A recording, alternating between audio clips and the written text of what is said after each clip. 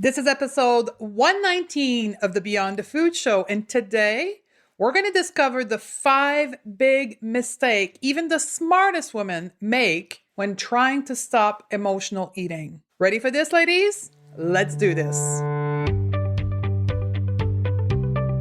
My name is Stephanie Dodier, clinical nutritionist. I reversed my diagnosis of anxiety, depression, adrenal fatigue, and obesity by going beyond the food. I can tell you one thing, that willpower, discipline, and deprivation aren't the permanent solution to transforming your relationship to food. So how do you leave overeating, emotional eating, food craving, and binging behind you so you have the food freedom to achieve all of your goals and be happy now? As a top 25 alternative health podcast in the world, this is the Beyond the Food Show.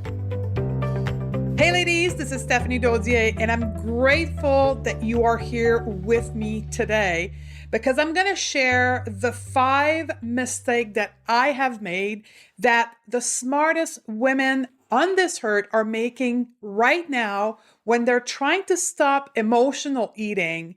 And because we're successful with those mistakes in other part of our life, we just think it's bound to work when we work with emotional eating.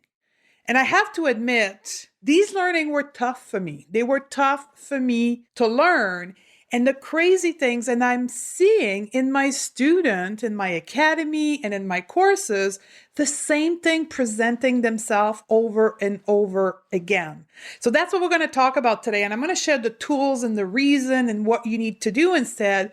But before we get there, if you allow me, I just want to share with you how my life has been a whirlwind over the last few weeks, because we opened the door of the Beyond the Food Academy to lead the Stop Self-Sabotage course live for the first time ever.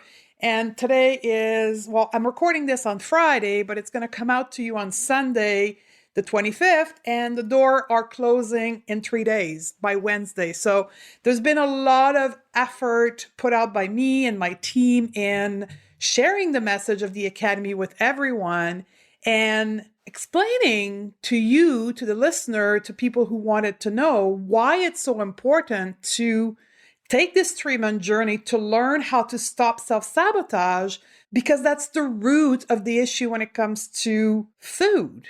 And the Beyond the Food Academy is a virtual online platform. It's a community. It's a unique experience. I don't know, and I have to be honest, I search and search, but I don't know of any other platform that take the approach that we do and that is so encompassive of everything we need to address when we're talking about our relationship to food. I mean, we have the technology, the platform, but what's most important, we have a community that's on the same journey as us. And community is so important when it comes to women because we are community. We are emotional being that needs that interaction. And when we want to change such deep behavior as our relationship to food, we need to be surrounded with people who think, act, and work towards the same thing as us. And that's what the Academy offer. And this time we have this program where I'm going to do the course live with you, which means twice a week, I'm going to meet with the student and we're going to go through this journey all at the same time and be constantly reminded of what we're trying to work on. Because let's face it, it is a behavior, but it is repatterning our brain, our thinking, our perception, our intention, and it is intense work. And the other piece about the Academy that's unique is we do the course for 3 months, but after that, you have the support of me and the rest of the community for another 9 months, so a total of 12 months. So you can apply and implement everything you've learned and be successful. Because from taking courses myself in the past, you go to the workshop, you take the course for 6 months, you get home, you put the books away, and then you never apply everything or anything at all that you've learned. And I didn't want that for the student. And that's the piece that is so transformative, is that complete 1-year support so you can implement the programs and what you've learned, and it is successful. We're seeing a lot of women having massive haha moment. And in my journey as being a nutritionist for 6 years, have helped thousands of women change their relationship. But this environment is very unique. So I hope that you are part of the Academy if that's what you need. If you have any question, by all means, you can send us an email at info@stephaniedodier.com or find me on social media, and I'll be happy to answer it for you. If you're listening to this outside of the registration period, which ends February 28th, you can still put yourself on the waiting list. And the next time we open, which is likely not before the summer, you can be notified so you can be with us. So now that I've shared with you the rest of my life, it's time for me to share with you the 5 big mistakes that even the smartest women that I did and how we can change our behavior. So let's start with mistake number 1. When it comes to our relationship to food, we want a quick fix. We want result right away. We try something, and if it doesn't give us result right away, like we're going to wait maybe a week or 2, and if it doesn't work, we quit. Why is that? Why are we so impatient? Well, there's 2 main reasons. Number 1, this one is kind of not your fault. Well, actually, all of them is not your fault.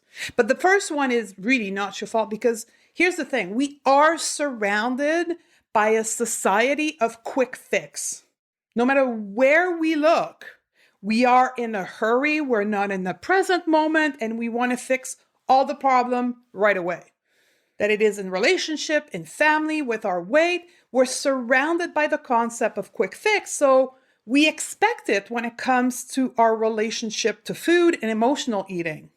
The second reason why we're so impatient is because truly we want to stop emotional eating, not really because of emotional eating, but because we want to lose weight and we don't like our body. Like we look at ourselves multiple times a day in the mirror. We don't like what we're seeing. The causal effect is the fact that we're eating food for our emotions. So if we fix that, it's going to fix our body and we're going to be able to love ourselves. And that is the biggest one why we're so impatient. Now, the lesson here and what we need to be doing or approaching differently is quitting the quick fix approach to our emotional eating because we know it doesn't work. Like we have this little voice inside of us that tells us that. I mean, the stat tells us that 95% of dieters regain their weight within 5 years. I mean, it's clear as water. Let's take another example. If you have a light in your car dashboard that lights up, right? I don't know, your engine light comes on and it's red. Are you going to take the light bulb off and continue driving your car? Or are you going to go to the car mechanic and say, holy, the engine car light came up red. What is the problem? Let's fix it. But when it comes to emotional eating on our body, we want the quick fix. The truth is, as you know, because you're smart, it's not a quick fix. We need to learn new tools. We need to change our perception. We need new belief in our subconscious mind because that's where the behavior relating to food are sitting is our subconscious mind. And that's deep conditioning that we need to change. So we need to be patient in the same way as we are with others in our life. Like I'm sure you are an extremely loving, patient partner and a mother, and you are likely 100 times more patient with your loved one in your life than you are with yourself. So follow your intuition. It's not lying to you, that little voice that tells you that it's not a quick fix. Take the long road. Honor your intuition. Mistake number 2. We are insane, ladies. We are insane in our approach to stopping emotional eating. And let me just give you a quote. The famous Albert Einstein said this: insanity is doing the same thing over and over again and expecting different results. That's what we're doing in our approach to healing our emotional eating. We take the same approach all the time, and we expect different results. We may call it differently. We may go on a different name of a plan, right? Maybe it was paleo this time, and 2 years ago it was the South Beach, and now today it's keto, but fundamentally we're taking the same approach. And worse, we're taking the approach that works in another part of our life and we're applying it to our problem of emotional eating. But here's the truth. It's never going to work because and I'm using air quote here, the emotional eating problem, which is really not a problem, but that's a whole other topic. But the emotional eating problem is not a logical problem. It's not something that we can address with our left brain. It's not going to work. Emotional eating says it in the word. It's emotionally based. It's a feeling. It's a connection with our body. That's what we need to look at. But we're not doing that. And we've been doing the other way for years and expecting a different results. The lesson here is to get out of our comfort zone and take a totally different approach because we realize that repeating the same pattern doesn't work. There's a concept called the zone of knowledge. Some of you may have heard me talk about that in courses or training. I did a Facebook Live recently on that. The zone of knowledge determines what we know. And of the entire world knowledge, the average human knows about 20% of everything they're capable of knowing. The other 25% is what we know we don't know. So things that we know exist, but we are not going there for whatever reason. And then the balance, which is more than 60%, is what we don't know. And guess what? The problem of emotional eating that's been such a struggle, and we can classify also in their overeating, binge eating, all those behavioral issues with food. The reason why you keep struggling with it is because you haven't found the solution, and the solution is where you don't know that you don't know. Or worse, it's in the zone that you don't know, and you don't know, but you don't want to go there. And we'll talk about that in a minute. So here's a quote for you. When the student is ready, the teacher will appear. Trust what you stumble upon on your path. Although it may feel scary and may feel like something dangerous is over there because I don't know what it is and I cannot control what I don't know, so I'm not going there. Trust that it's there for a reason. Trust that this different approach is what you need, and you need to let go of your desire for control and be the student of learning a completely different approach. We're going to take a quick break from our chat to give a shout out to our show sponsor, Health IQ. And I am so excited to be partnering with them and bringing you forward an innovative insurance company for the American listener. Health IQ helps health-conscious people like yogis, runners, cyclists, weightlifters to get lower rate on their life insurance. Just like you save money on your car insurance for being a good driver, Health IQ saves you money on life insurance for living a health-conscious lifestyle. Isn't it time that we get rewarded for our good health choices? Now, how do you get started? Very simply by qualifying through the Health IQ quizzes. And also, listen to this, if you submit actual training data through the various apps available, you can save additional dollars. To get started now, simply go to stephaniedodier.com/health IQ and take the test to see if you qualify. And when you get to speak to an agent, mention the code Beyond the Food to support the show. So get started now on saving money on your life insurance. Now, a shout out to our other show sponsor, Muse. And I'm very grateful to team up with Muse to bring you the first tool in the world to help you learn to meditate at home. Muse is a wearable brain sensing headband that measures our brainwave and sends the feedback to an app on our personal device. I love my Muse because it transformed my meditation practice.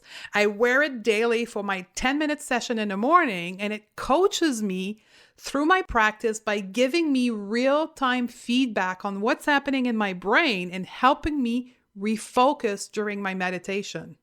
I love this partnership with Muse because it brings the tool to the first timer and it helps expand the practice of the more advanced meditator. So it's time for you to get your Muse on and learn to calm your mind through meditation. And here's the thing, as a listener of the Going to Beyond the Food show, you get 15% off of the purchase of your Muse. To take advantage of this offer, simply go to stephaniedodier.com/muse. And again, the URL is stephaniedodier.com/muse and register through this URL to get 15% off. So join me in my 10 minutes meditation practice every morning and get our Muse on and go beyond the food together. Now on to mistake number 3. We are suppressing. That's a big one.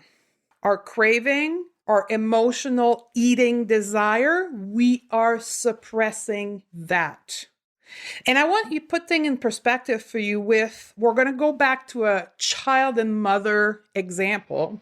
Mom is at the counter in the kitchen. Many of you are going to recognize. If you have children or like me, you've babysat children, you know what I'm talking about. You at the counter in the kitchen preparing a meal and you have the 3 or 4-year-old pulling on your pants, calling you across the room, just wanting your attention.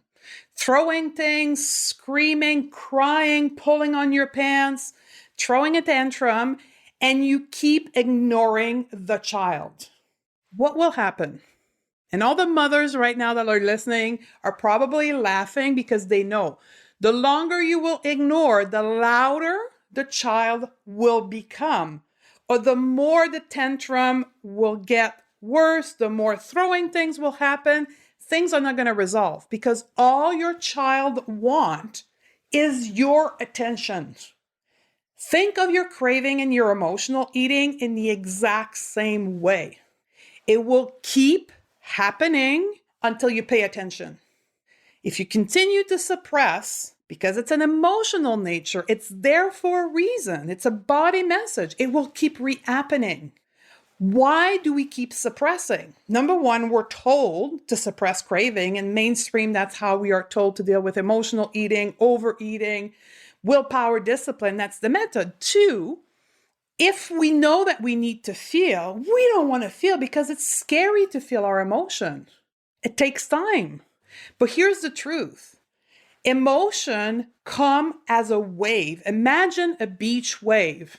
Right? That's what I teach when I teach about emotional eating, is that you need to learn to ride the wave of emotion. So if you feel stress and you suppress it and you don't feel it, stress will just peak and peak and peak. But if you feel it and you let it be, it will peak and then it will roll off again.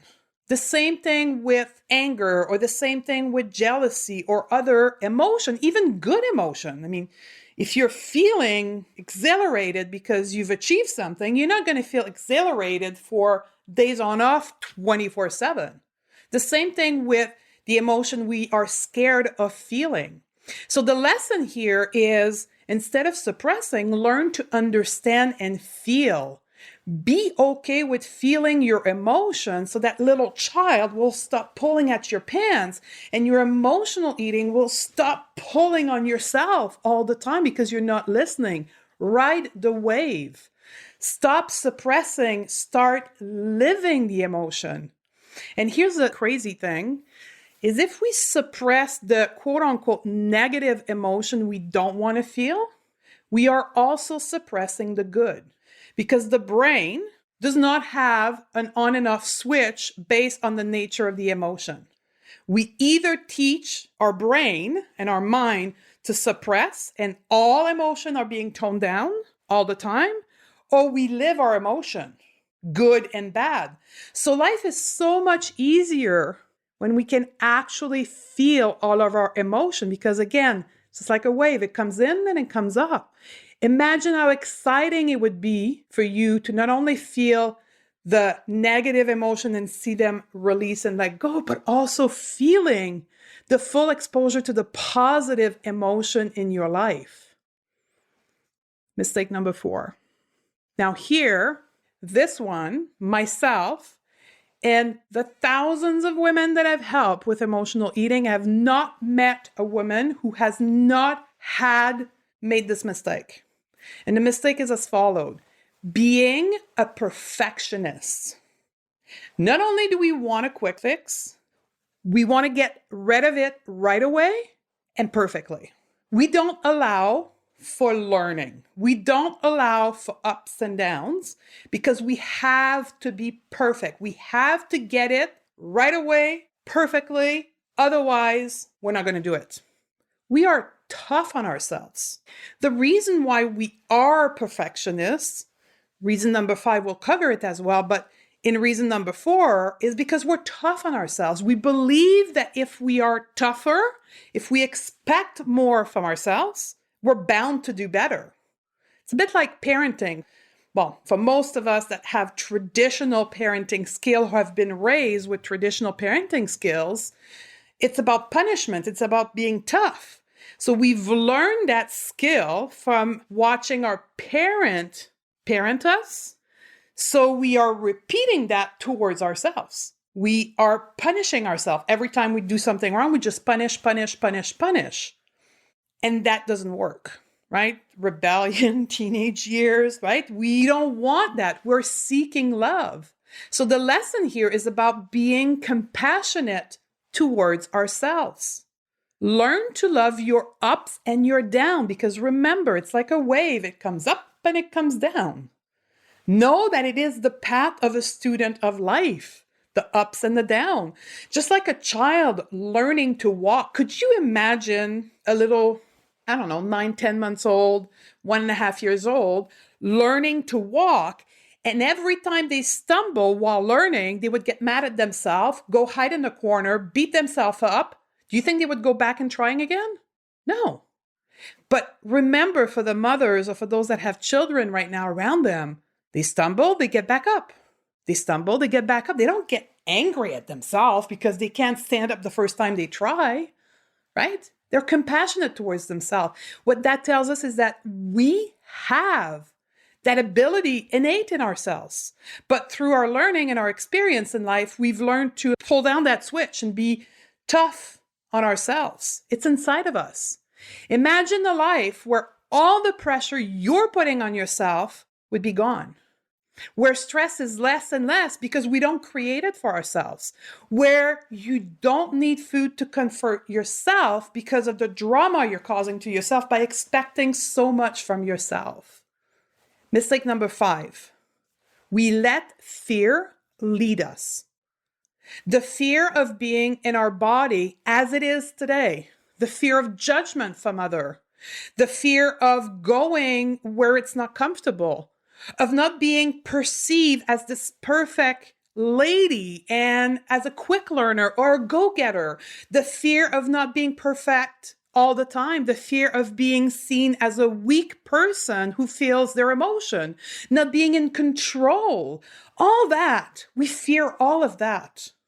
The thing is, all this fear is leading our life, and it's preventing us from going in that zone of, I don't know that I don't know. It's preventing us from being a student, and it's creating self-sabotage because we're letting fear lead our life.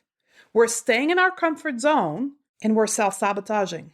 That's why the course in the Academy is called Stop Self-Sabotage, because one of the core principles that we're learning is that those self-sabotaging behavior that we're having towards food is actually a means of protecting ourselves and preventing us from going in that zone of growth. It's our survival brain kicking in, trying to protect us and preventing us from getting hurt because we are thinking fear is dangerous, and if we go there, we may get hurt. So the lesson here is to be courageous. Learn and experience at the core of yourself that the fear you are feeling is only your subconscious mind protecting you. That Fear will always be there. If you're waiting for the moment where there will be no fear, it'll never happen. And if it does, it's because you're going to spend your life in that comfort zone. You'll never grow and expand. And what a boring life of always staying at the same place. So if you want to change, if you want to transform, if you want to grow, know that you will always feel fear. Being comfortable with fear is one of the most powerful tools you can develop. And the number one step is being aware that fear is just that. It's preventing you from getting hurt, from getting damaged, from getting growth. So the courage to feel that fear and dance with your fear is one of the most powerful things you can do in your life. And courage is innate in you, just like that child. When you were a child learning to walk, courage is there inside of you right now. Tap into it.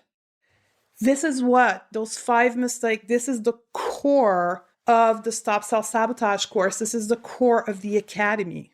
This is stuff that we don't learn anywhere else. It's the stuff that it took me years to figure out to be happy where I am today and to resolve my need for food to comfort and regulate my emotion. That's what the goal of the Academy is showing you the tools, the teaching, so you can tap in the ultimate source of knowledge that is your body, so that you can achieve your goal and be happy today. I wish you find the courage to join us at some point in your journey so you can learn those skills that not only will stop you from obsessing with food, but will allow you to thrive in all parts of your life. There you have it, ladies. I hope this episode will help you in your journey, and I'm grateful that you've listened to me till the end and you're still with me. And remember to share this episode and impact other women's life by giving them that piece of knowledge that unfortunately not that many people talk about. Leave me a review on the podcast. Reviews are like fuel for me. So quickly from your device, you can access the review mode and it will help me rank better, get that message out to more women. So I would really appreciate it. I love you girls, and I look forward to hang out with you in the next episode. Did you know that 9 out of 10 women are struggling with their relationship to food? Overeating, emotional eating, binging, and craving are real. Clearly, the solutions we have been taught aren't working. I believe to have food freedom, it means that we must learn to have a relationship with our hunger so we can finally be at peace with food and eat normally without guilt or shame, which is why I wrote the Crave Cure Guide. I want to show you how to have a completely different relationship with food so that you can be in control of what you eat, achieve your goal, and be the powerful woman you were meant to be. The best part is, this book and the step-by-step process is absolutely free. To receive your free copy, simply go to stephaniedodier.com/guide and we can get started right now.